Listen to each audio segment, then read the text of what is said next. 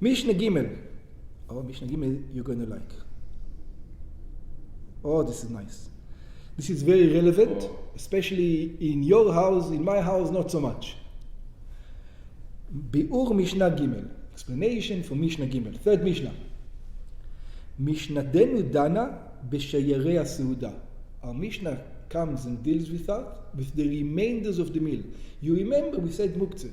Muktzeh, you cannot use it for Shabbat, it becomes muktzeh. So whatever remains from the meal, if it's not food anymore, it's still food, but it's not for you to eat. If it's not for you to eat, it becomes automatically muktzeh. Whatever the remainder, you can't touch it. You've got a problem. Maybe you can't even touch it. Maybe you can't even clean the table. That's right. Maybe you can't even clean the table. You might be able to clean the table if you think you need a space, or you think it's graf shel re'i. You think that it becomes dirtiness, and you don't want to sit next to dirtiness on Shabbat. But if it's not dirtiness, you're a problem. You can't move it. And especially today, everything is dirty for the housewife. In the old time, they lived in the farm. You know, it wasn't. They weren't so like everything is dirty.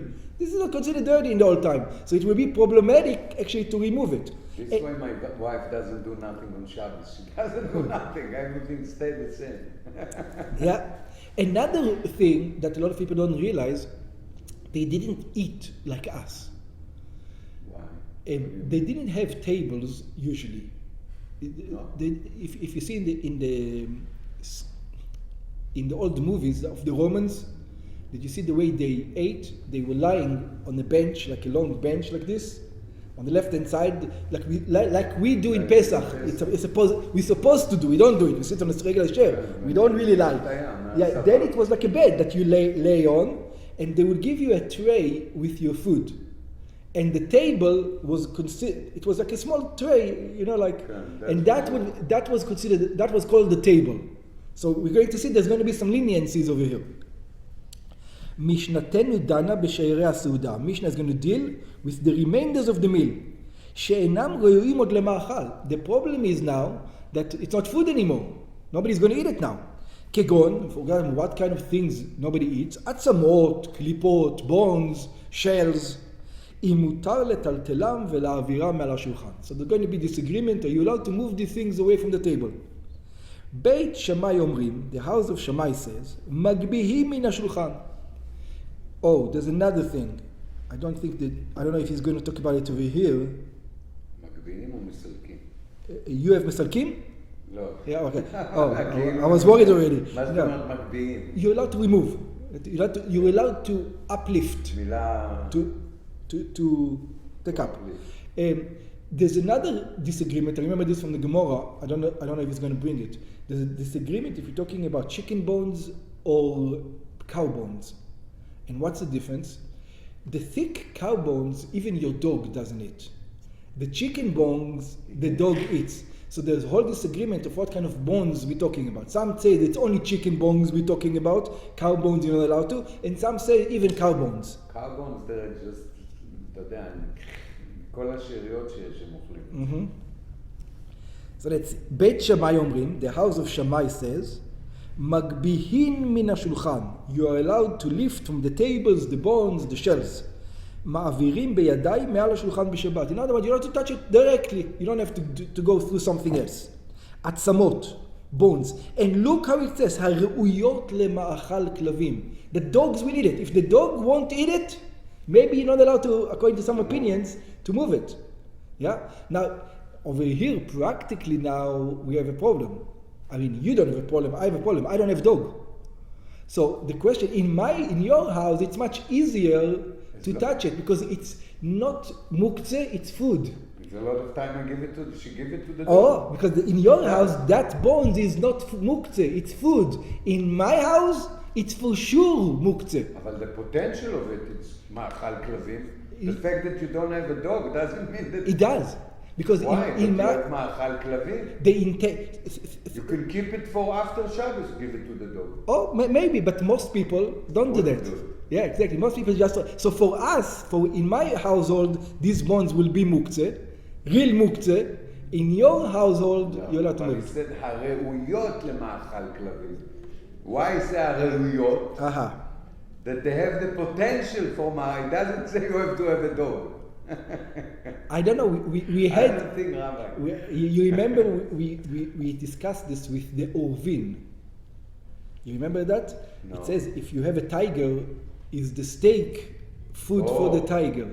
And we said that since not the majority of people don't have tigers, it's not food.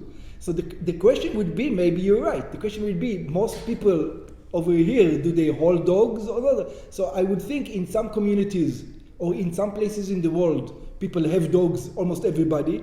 So then maybe it will be more lenient. And in some places in the world where people don't have dogs, so many, it will be more strict. But yeah, So, I can see what you're saying. You're taking it from there, I see. Yeah, I can see. I don't know, how would you look at America? It's a good question. Is dogs in America like Orvin in Israel? אני חושב שdogs here is a lot of Very common. dogs. It's Okay. וקליפים. And you also allowed to use shells. שהם מאכל בהמה. Now, that's for sure forbidden for us and permitted for you. That's for sure. בהמות גם שם. Yeah, but the majority of Americans don't have behemoth in the house. That's for sure. זה for sure. Yeah. ורש"י מפרש, רש"י explains, עצמות קשות שאינם ראויות לכלב. Here's the distinction that I said in the beginning. Where is the discussion? The discussion is if the dog will eat them or the dog will not eat them. וקליפים של אגוזים, and the shells of shells, of nuts, וטעמם של בית שמאי, and the reason of בית שמאי, שאינם אוסרים מוקצה בשבת. And the reason that Beit Shammai allow you to move it, because they say Beit Shammai are not so strict when it comes to muktzeh in Shabbat. It says we let people touch muktzeh, we don't have that problem. In other words, we don't decrease so much as Beit Hillel. Now it's strange because usually Beit Shammai are more strict. But over here it says when it comes to muktzeh, this is Beit Shammai's job. He's worried about we're not worried about it so much. Beit Hillel omrim, Beit Hillel is worried. He says you're not allowed to touch it directly. It's muktzeh. You cannot touch this muktzeh directly. You have to treat it like the stone on top of the barrel. That's the way you can touch it, not directly. So it says notel et hatavla kula. It says he takes the entire table. But like I reminded you, when it says to take the entire table, it doesn't mean our tables. It means individual. In our case, it will be a placemate. He takes the placement. He takes the entire placement where he ate on, and he can shake it afterwards. Tavlat hashulchan, he takes the entire table, umena'ara, and then shakes it. Umapil me'alea et ha'atzamot ve'aklipot. And then the whole shells and the bones fall off. Sha'atavlat torat kli alea. Because why? Because it says the table is a table. It's a vessel. ולכן מותר לטלטלה בשבת. That's why you're allowed to move it on Shabbat. ומטלטל על ידה גם את העצמות. So if you want to remove the bones, this is the way you do it. שטלטול מן הצד מותר. Because it's not direct movement over here. You're moving it through something else. We don't going to let you move it directly, only through this. אבל אסור לטלטל את העצמות והקליפים בידיים. But don't do it directly with your hands. Why? שהואיל ולא היו מוכנות מערב שבת למאכל בהמה. It says, because from before Shabbat, they were your food. They were not the animal's food. So you cannot turn them from human food to animal food on Shabbat. It doesn't turn. If you would have left it on the side as animal food, just bones, then you will be allowed to move the bones. If you put a bunch of bones on the side to feed it to your dog on Shabbat, then it says you can use it. But over here, before Shabbat, you didn't think the dog is going to eat it. Subconsciously, you were thinking, I am going to eat it. Well, now that it became animal food on Shabbat, it says, no. It's muktzeh. It has to become animal food before Shabbat. הרי הם מוקצה. בתוספתא, הגרסה היא להפך. In the Tosefta, they go exactly the opposite. Now, it looks over here that Beit Shammai is strict, is lenient, and Beit Hillel is strict. So the Tosefta says, no. So the guy who wrote the Mishnah made a mistake. It's actually the opposite. That's why it's a Tosefta. בית הלל אומרים, מגביהים מן השולחן עצמות וקליפים. It says, now I have a different version. It says, I have the version exactly the opposite. I said that the house of Hillel say you can touch it directly, ובית שמאי אומרים נוטל את הטבלה כולה מנהרה. And בית שמאי says you take the tray or the table and you shake it. וכן אמרו בגמרא, and it looks like the Gemara is like the תוספתא. אנו אין לנו אלא בית שמאי כרבי יהודה, and the rule is, the Gemara says, we know that בית שמאי holds like Rabbi Yehuda. אין אנו סומכים על משנתנו כמות שהיא. In other words, we don't rely on this Mishnah the way it is, because we have a rule that בית שמאי always goes like Rabbi Yehuda. אלא מוחלפת שיטתה. שבית שמאי, we know, סוברים כרבי יהודה. And we know that רבי יהודה אוסר מוקצה בשבת. And רבי יהודה prohibits מוקצה on Shabbat. So it's בית הלל that is the lenient one, not בית שמאי. This is the rule. We know that בית שמאי is like רבי יהודה. So it's a mistake over here in the Mishnah. ובית הלל כרבי שמעון. And we know that בית הלל is like רבי שמעון, שאינו אוסר מוקצה בשבת. He doesn't prohibit מוקצה on Shabbat. ברם, לדעת רוב המפרשים, according to most of the commentaries, לא התיר רבי שמעון לטלטל בשבת. רבי שמעון only permitted to move the objects on Shabbat, אלא בכגון העצמות הראויות למאכת כלבים. As long as a dog will eat it, as long as you have an animal that eats it, or not that eats it, as long as it is animal food, let's call it this way.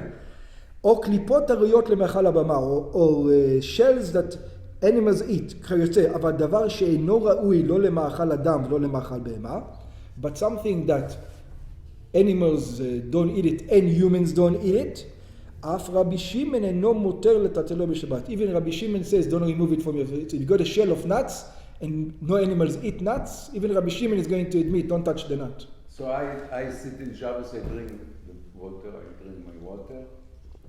So I finish the bottle, I put it on the table. Okay? Now I have no water in there. Smoked it. What's the use of this? No, you're not allowed to now move you it. can't touch it. That's right. What's the use for Shabbos? So you have to remember when you finish it to go to the garbage and put it there. Not necessarily. I'll tell you why. Because my wife, usually you need the place. You want to read a book, right? Afterwards. If it's in the middle of the table, it doesn't bother you. When is it going to bother you? When you need its place. Next to your this. Okay, so then if it bothers you, you're allowed to move it. You need לצורך מקומו. For the sake of it. The problem is when it just remains there and you don't. But even then, the women will take it out because they will say, I don't want to sit next to, it's dirt for me. Dirt, Yeah. That's why they take the plastic and they will... That's an easier way to do it. You can just take the whole thing out. The whole thing, like you take the magash and... That's right. You just take the whole thing out. That's the easiest way to do it. Good. But let's continue. מעבירים מלפני השולחן. You pass it on from in front the table בשבת, ויש גרושים מעל השולחן, and there's those who says from on top of the table, same thing, you remove from the table, פירורים פחות מכזית.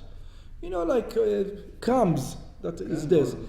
Less than a kezait. אפילו הם פחות מכזית. Now, why is the importance of a kezait? Because we say that's the minimum amount to eat. Okay. So it says, even if it's less than that, you're allowed to make, even if it's not food. Because it's not food. It's not food, that's the idea.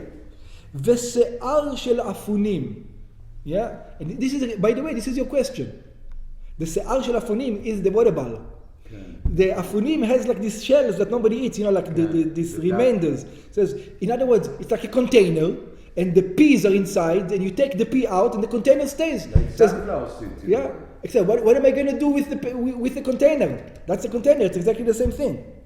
קליפה של אפונה, the shells of the peas, ושיער של עדשים, and also the hair of the lentil, קליפות העדשים, מפני שהוא מאכל בהמה. You're allowed to remove all of this because animals eat it.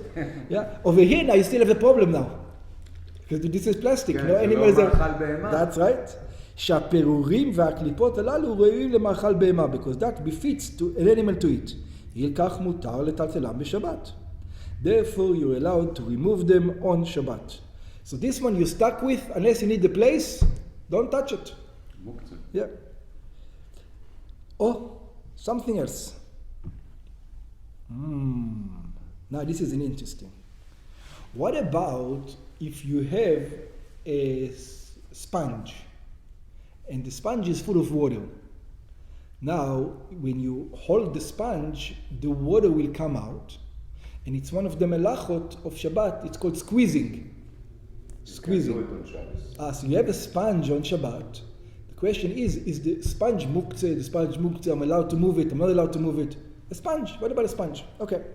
ספוג, שמקנחים בו כשהוא רטוב את השולחן, that you clean with it when it's wet, the table.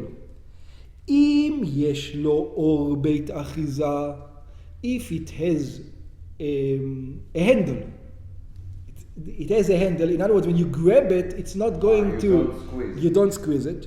בית אחיזה של אור שיאחזנו בו, that is allowed to hold in it. מקנחים בו בשבת. You're allowed to go like this with him Shabbat. I have a problem with it. Me too. Because you're going to squeeze water out. Anyway. That's right. But maybe it's called indirect squeeze. That's why they allow you. You're not squeezing directly. Maybe that's why. עדיין, when you push. Yeah. It would be like paper making, like deckling, because you push down two surfaces and you're squeezing a middle one. So wouldn't it be still pressing of the? You'd still be squeezing. Yeah, that's exactly. It will still be called squeezing. Why they allow you, I'm not sure. We'll have to. Maybe it's going to say. We'll see. The only reason what I can think about now, it's indirect squeeze. So it's more lenient a little bit. Right. Okay. ואם לאו, כשאין לו בית אחיזה, and if he doesn't have a handle, אין מקנחים בו. You're not allowed to clean with it בשבת, on Shabbat. לפי שהוא נסחט כשאוחזו בידו. Because it's going to squeeze when you hold it in your hand. וסחיטת בגד מן המים אסורה בשבת. And you're not allowed to take out the water from a clothing on Shabbat, squeezing out the water from a clothing. משום שהוא ככיבוס, because it looks like washing. וחכמים אומרים, חכמים says, בין כך ובין כך, whether it has a handle, whether it doesn't have a handle, ניטל בשבת. You are allowed to pick him up in Shabbat. מותר לטלטלו בשבת, כשהוא נגוב. Because why? שתורת כלי עליו, because it's like a cup. You're allowed to move a cup with water on Shabbat. Okay. And you're allowed to move that with Shabbat. It's not move, it's squeeze. Yeah, but you're allowed to move it. Let's say you want to move it. To move it, to clean it. Yeah, to clean with it. Yeah, to clean. They will allow you to clean. There. Yeah, maybe it's almost like that's not your intention, that's why we allow you. Maybe it's one. It's a vessel too. It's a vessel. Special Now comes a question. We have a rule. You remember we learned it before. When it comes to purity and impurity, it says, what are things that become impure? Things that become impure have beit kibul, are a vessel. They can hold something. The question is a sponge a vessel or not a vessel? What do you think? It's a vessel. You think it's a vessel? I think it's a vessel because it does hold. It does hold, right? So let's continue. Ve'eino mekabel tuma. You're right, it is a vessel, but it's not the type of vessel that receives impurity. Why? Because it's not really holding. It's not really holding. It can come out. The fact that it cannot come out, it's like in between. It's a vessel, but it's not enough a vessel to receive impurity. ואינו מקבל טומאה, but it doesn't receive impurity. שאינו ממיני הכלים המקבלים טומאה. It's not the type of vessel that receive טומאה.